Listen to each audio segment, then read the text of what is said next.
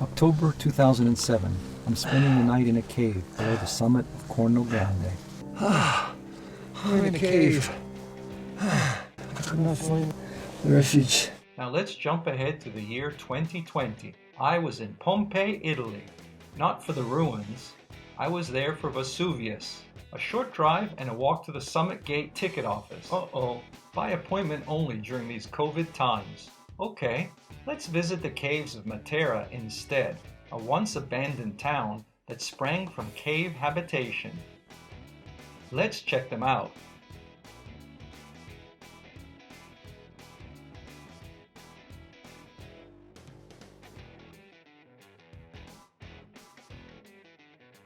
What do you suppose is in a cave this big?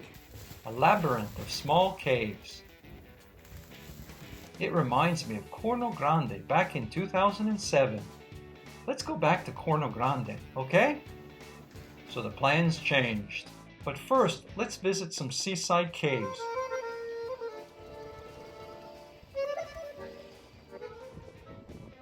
These caves can be explored by swimming, kayaking, or paddleboarding. And Vista has seaside caves also. But it's best known for its wind and kite surfing beaches.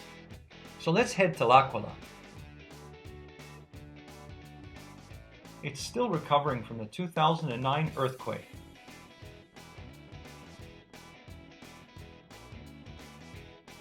We begin today's hike from Campo Imperatore.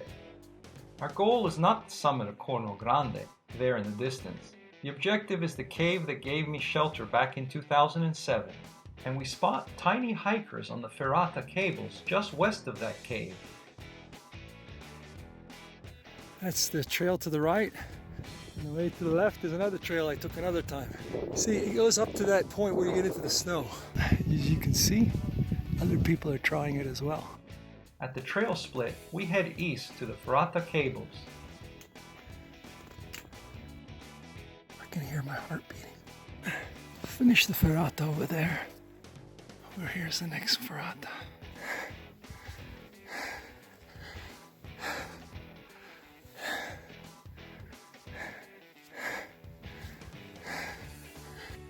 It's at the third Ferrata. I spot the cave. It's there where the stones are. Oh my God. This is the cave that I slept in. I'm going in. I used snow and my backpack to seal the opening back in 2007 and stayed quite warm until morning. I hear rocks tumbling.